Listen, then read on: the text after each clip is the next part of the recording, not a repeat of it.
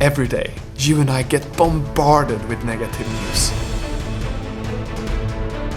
And just like our bodies becomes what we eat, our minds become the information that we consume. If you want to stay positive, it's so important that you also listen to stories that inspires you and uplifts you. In this podcast, we interview world-leading experts dedicated to solving the world's most pressing problems. And if you stick around, I promise you will not only be as informed as if you watch the news, you will feel uplifted, inspired, and have more positive energy in your life. Welcome to Great.com Talks with. Hi and welcome. Today Great.com talks with Scott Eustace, who is the Community Science Director of healthygolf.org. And if you haven't heard of them before, the purpose of Healthy Golf is to collaborate with and serve communities who love the Gulf of Mexico by providing research, communication, and coalition building tools that is needed to reverse the long pattern of overexploitation of the Gulf's natural resources.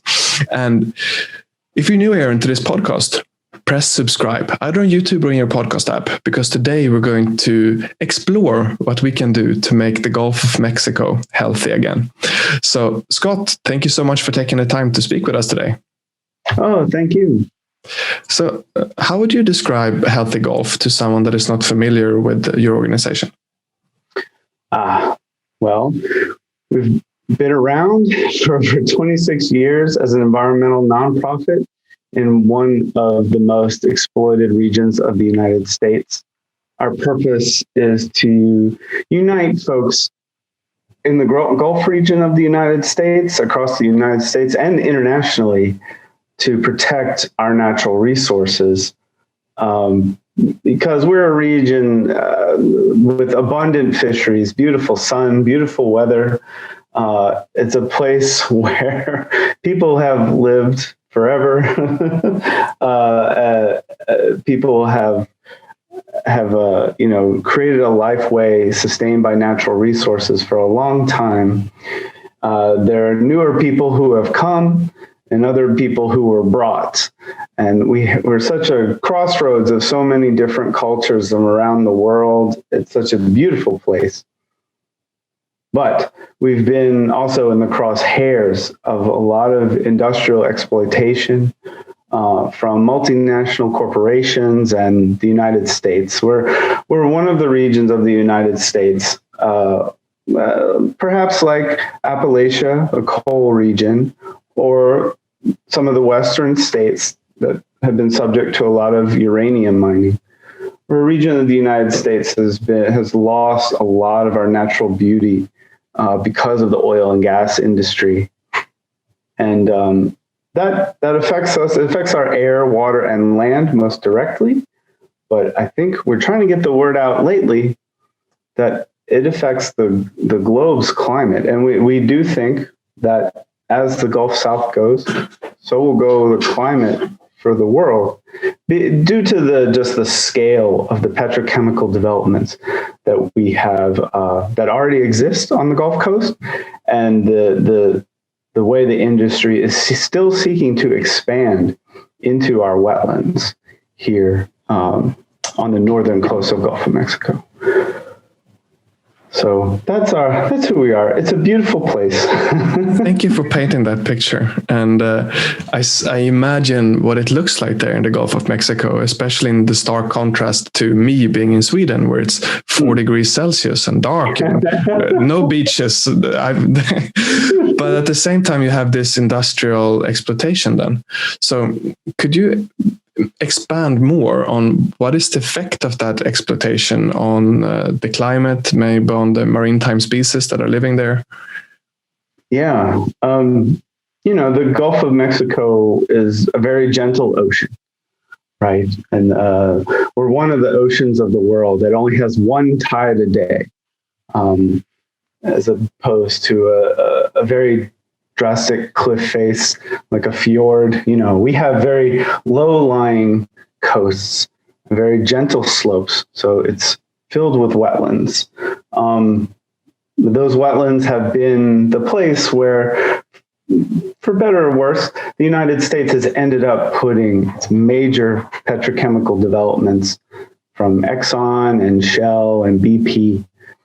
And with all of those refineries come lots of petrochemical port infrastructure, and now tremendous amounts of pipelines, and now a lot of plastic facilities, a lot of new things, like kind of the last thing to save the oil and gas industry is trying to encourage the world to consume more plastic. So we are subject to many new pipelines and plastics and methanol facilities in our region.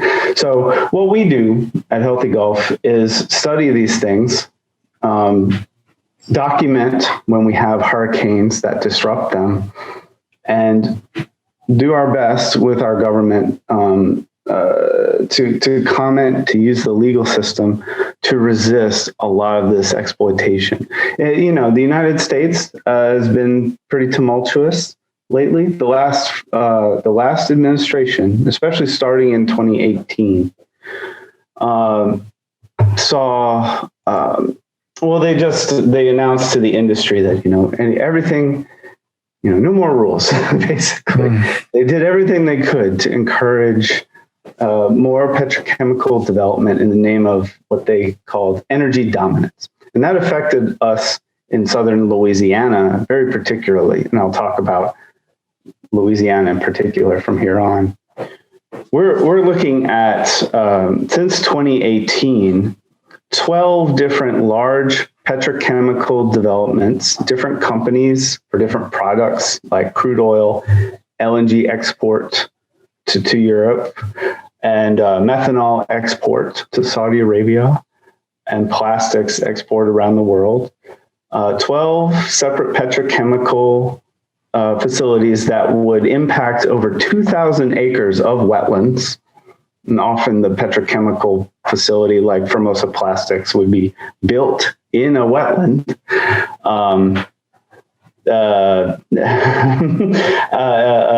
which is a bad idea in general, but it also hurts the land that's the source of our food and drinking water.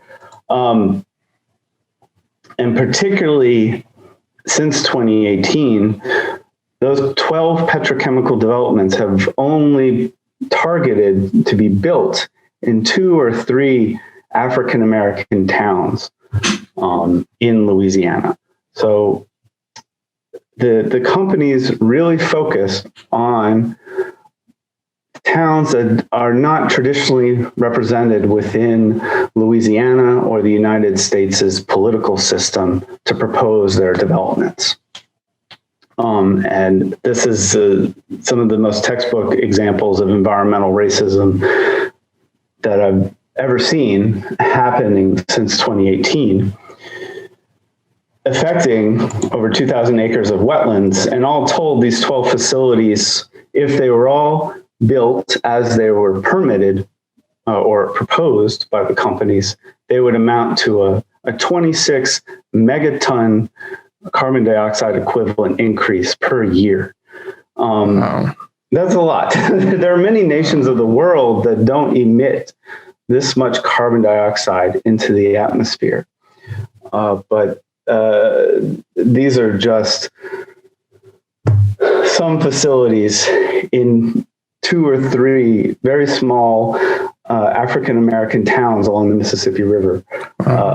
So we feel that there are many reasons to oppose these petrochemical developments. If you care about climate, you probably do not want Formosa Plastics to be built from that perspective. That one facility alone accounts for 13 megatons carbon dioxide equivalent. So that's a lot. That facility, Formosa Plastics, would be built in about 100 acres of swamplands, which affects our local seafood. I'm here in New Orleans. It's an urban area, but we eat from the fish from a place called Lac des Almonds, the kind of a Frenchified name for land of the Germans. it's a long story, but that's where most of our catfish come from in New Orleans. And the Famosa Plastics plant would discharge lots of different petrochemicals and plastic waste into that catfish lake. So it's my source of food. And more urgently, it would be placed in the town of St. James, which is over 95% of the population there is African American. It's a place where, you could say the United States has, and Louisiana, the state of Louisiana, have long disinvested in the community. Folks, after the Civil War, created independent towns, with their own thriving economies that have lasted up until now, despite kind of our problems of systemic racism in the United States. But as the plants come in, these small towns start to lose things like local grocery stores, their local post office. They start to lose, they never had a whole lot in terms of public infrastructure investment, like roads or drainage or schools. May I ask something? And now when the plants come in, the local economy does tend to go away, and we lose a lot of things, even those things that we had. So yes, there are many reasons why we oppose these plants. I have a question about that, because well, first of all, I want to say I feel with you. I've been to New Orleans in Louisiana, and it felt like the seafood was the soul of the city in a sense. It made it very unique. And now to have these plants coming in producing petrol and plastics, I understand how soul crushing it must be. So I feel for you. My question is, these communities, what makes them profitable for these companies to target? How come, did you say they were, what's special about these communities that makes them put the plants there? Yeah, well, I think they see it as an easy target. I think they see Louisiana as a place where our state officials, many who are not African American and don't really communicate with people in the small towns along the river. Our state officials will be very welcoming to officials from Taiwan, for example, for Famosa Plastics. And our state officials seek a lot of foreign direct investment into the state. Our state gives a lot of tax breaks, billions of dollars a year, to secure these foreign direct investments. And then there are some benefits that accrue to some state officials. But I guess what we don't see is, the plant really causing local communities to prosper. Many of the existing refineries, like Marathon Refinery in Reserve, Louisiana, or the Exxon Refinery in East Baton Rouge, they do employ many people, but a lot of the employees of the facility don't live in the neighborhoods where the plants are. There are bedroom communities, half hour to an hour away from the refineries where a lot of the workers live.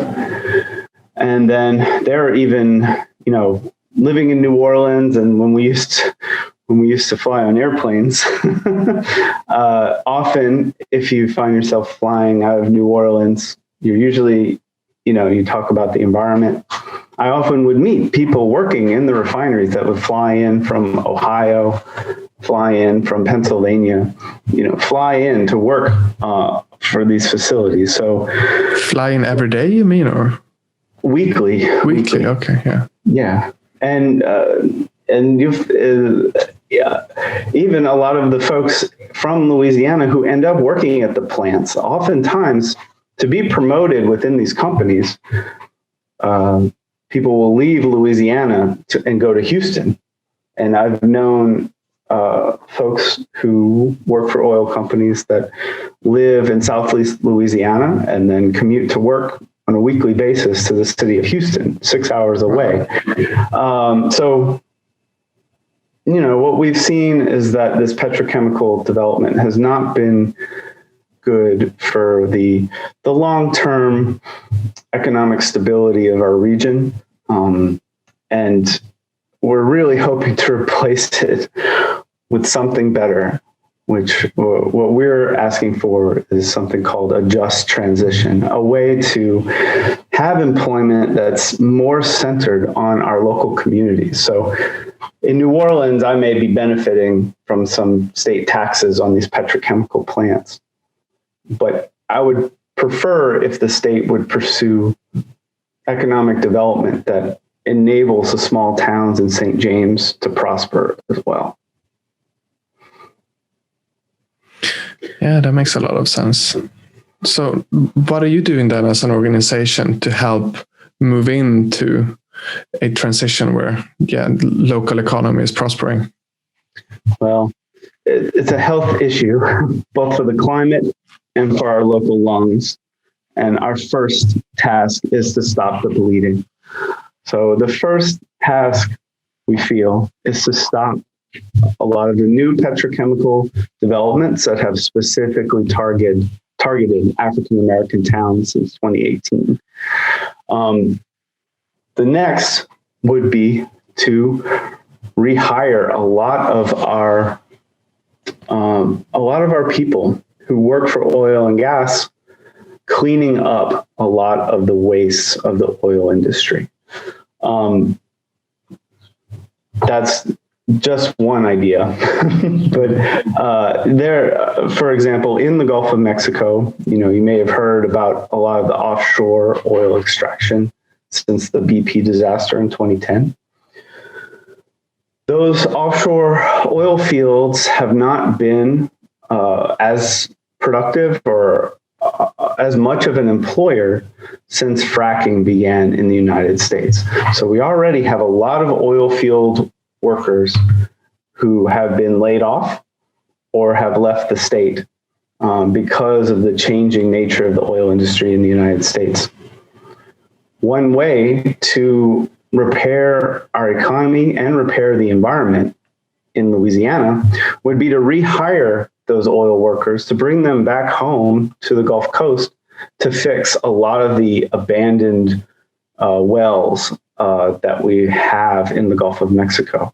We have tens of thousands of oil wells that are, they're not claimed by any particular company, but they might be leaking methane. They have not been put to bed. They have not been plugged and abandoned and sealed properly. A lot of times what happens is the big oil company will explore the oil field first, take what's best out of the oil field, sell it, and then sell the liabilities for cleanup to the next company. So maybe you start with Shell, and Shell sells to Stone Energy, and Stone does the same thing and sells it to a third company. And before the well is completely done operating, where you're on your fifth or sixth company, which is usually a very small operation that doesn't have the capital to ensure that the cleanup of the well happens after the life of the well is over. So we have a tremendous amount of bankruptcy in the oil field in the Gulf Coast, and a tremendous amount of scars on the landscape from the 50 or 60 years of oil development. What we need is, we have a lot of workers who are out of work from the oil industry. We hope to rehire them to just fix the methane leaks and to rebuild the wetlands where the oil wells were drilled. So that's one example of a way to transition our economy away from the oil industry that would help the environment and sustain our local people. Thank you for that perspective. It's an incredible amount, 10,000s of these wells. Wow. I have a lot more questions, but unfortunately we're coming up towards the end of the interview. Right. So I'm curious, if there is some last piece of knowledge or advice, or maybe an action step that you can give to our listeners for how they can somehow be part of a positive trend, what would that be? Go to our website, healthygolf.org, and you can follow us on social media, Facebook and Twitter at Healthy Golf. And we have a number of petitions against the 12 petrochemical facilities I've spoken about. In particular, Formosa Plastics has been most in the media in the United States lately.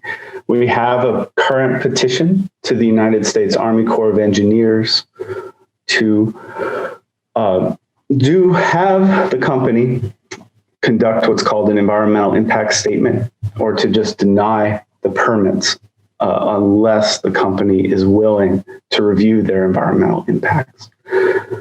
So I can follow up with you about some more specific links, but our website is healthygolf.org on the internet.